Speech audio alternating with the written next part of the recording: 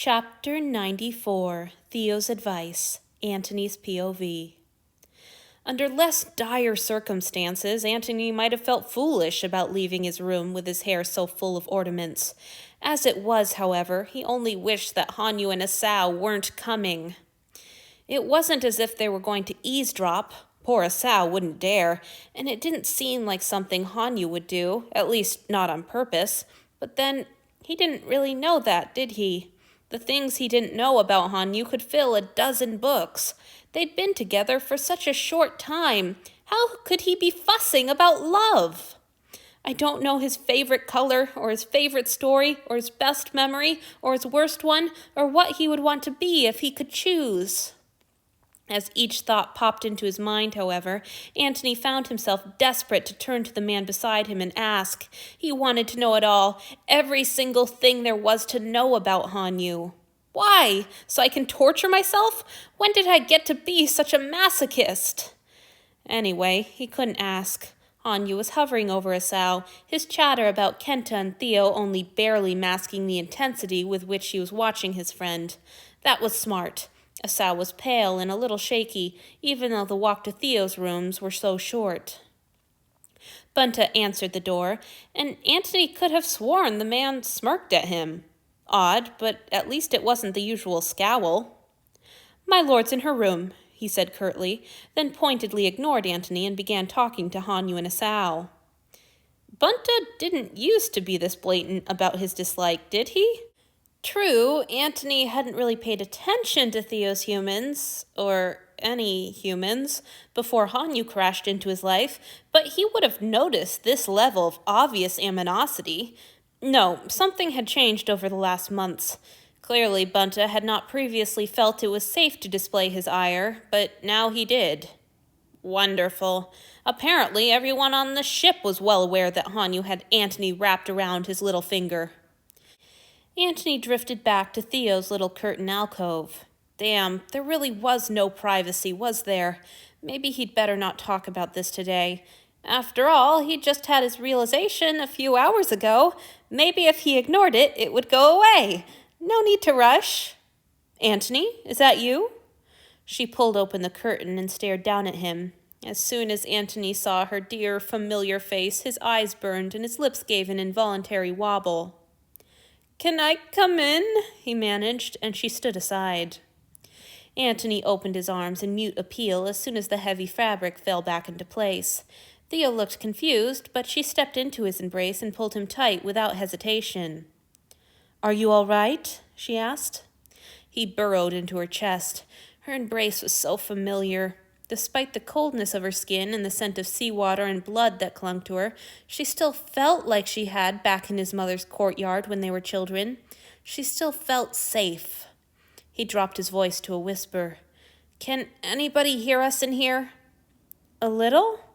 She shrugged, her arms bouncing a little where they encircled his shoulders. "The curtains are thick and they muffle a lot, but not everything. What's wrong?"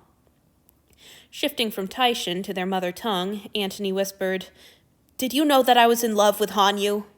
"Oh, that?" Theo's chin bumped lightly against the top of his head when she nodded. "I thought so, yes. So, you are in love with him?" "Yes." Now that he'd admitted it once, it felt a little less horrible to say it again. "Or, at least, I'm headed that way.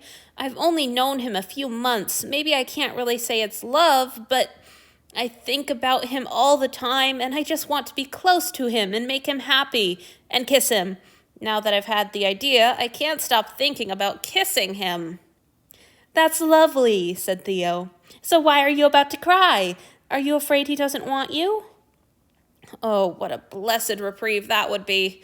But Hanyu had been very clear about his desire for Antony since the night they met. The kisses, the touches, the longing looks. No, if Antony offered himself, he knew Hanyu would accept him joyfully. "No," he managed. "I know he does. That's what I'm afraid of." Theo sighed.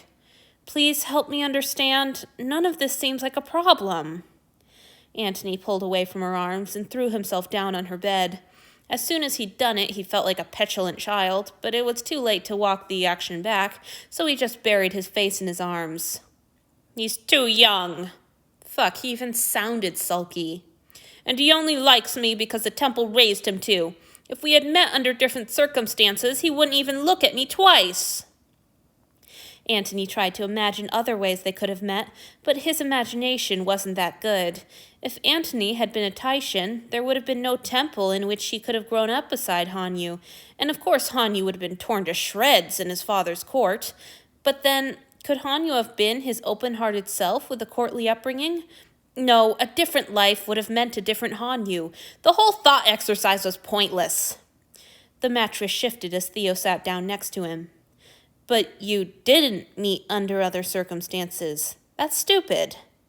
Antony needed to explain himself better. No, I mean, he only wants me because he thinks I'm a god. He doesn't want me or Felix, and he thinks we're gods too. All right then, not just because of that, but it's a big part of it, Antony huffed. I still don't see the problem. Theo sounded frustrated, with herself more than with Antony. There's lots of reasons why anyone wants anyone. A big part of what drew me and Claudia together at first was the satisfaction of pissing off my aunt, but that doesn't mean we didn't have other reasons to love each other. And didn't Cloelia's crush on Thad start when he helped with her studies? It's different. No one beat those reasons into you. Hanyu doesn't know what he really wants. Theo snorted. That's awfully condescending. He's a grown man, Antony, and he hasn't had many choices in his life. I don't think you should take away the ones he still has. But I'm a bad choice. Being with me will hurt him. If you fuck it up that badly, then he can end things, argued Theo. I've never known him to be shy about expressing his feelings. That would make the nice change, actually, Antony surprised himself with an ugly laugh that verged dangerously close to a sob. Usually I kill them before they have time to get tired of me. Damn, why had he said that? Why not just strip naked and open up his veins? This conversation was already uncomfortably vulnerable without him mentioning all that. Oh. Theo's voice turned soft, and she started rubbing his shoulder in firm, soothing circles. Is that what this is really about? Val and Sana? He supposed that it was. It didn't take a genius to figure out why the idea of loving Hanyu filled him with a feeling of impending doom. Given his track record, however, that feeling was hardly irrational. I don't want to hurt him, he whispered. Not ever. I couldn't bear it if I did it again. Antony, she hesitated, then sighed. Those were different situations. You've been so careful with him. You're not going to drain him. And what if I don't? Here was the horrible, inescapable crux of it all. What if he keeps believing I'm his one true destined love and we live in perfect bliss for the next 80 years? I'll still lose him! He nearly shouted the last few words. The coverlet was wet under his face, and he realized he was crying. Again! First he cried after Asao's breakdown, then when he talked with Hanyu in the closet, and now this. It was like being Hanyu for a day. Theo was quiet for a long moment while he struggled to get hold of himself. Even if you weren't in love with him, he's clearly important to you, she said at last, her tone gentle but unyielding. You're going to be hurt when he dies. That's been true since the beginning. Not loving him romantically wouldn't have saved you. But it would have helped, he moaned. The more I love him, the closer we get, the worse it will be. Well, yes. She squeezed his shoulder. That's how love works, I'm afraid. It's awful, but it's not the worst thing. Do you honestly think it would be better if you'd never loved him and just continued as you were? Antony's voice came out in a wail. Yes! Really? You'd prefer it if you were down in the barracks with the others and you never got to see him smile even once? The thought was horrible, gutting, but I wouldn't know what I was missing. I'd have been fine. Well, I don't think you were fine, Theo said softly. I think he's the best thing that's ever happened to you, and I love him for it. He's a special man. For once, I can't fault your taste. For once? Antony managed a soggy huff, almost a chuckle. What's that supposed to mean? Theo laughed. All right, not just once. I also loved Val. You know I didn't get along with Sana, and... Her voice sobered. Well, I've said my piece about Marcus. Fuck, Marcus. What would he think about all this? After all the work he'd done to help Antony put himself back together last time, how would he react if he found out that his lover was throwing himself right back into the furnace? Would he be disgusted? Jealous? He'd been jealous all along, and Antony had told him over and over again that he had no reason to be. Damn it, how deep in denial could a person be? When Antony came clean, Marcus would never trust him again. He would probably be insulted, too. For all his years of pestering Antony to use his offerings, Marcus probably wouldn't take it well if he had a real romantic relationship with a human, treating him as a partner of equal importance to his second. Wait, why was Antony thinking about romantic relationships? He wasn't really considering this, was he?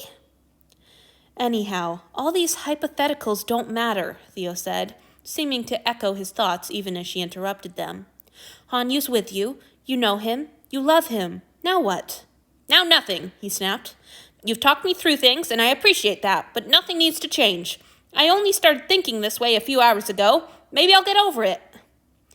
You don't usually, Theo pointed out. Were all childhood friends this merciless about invoking a person's history?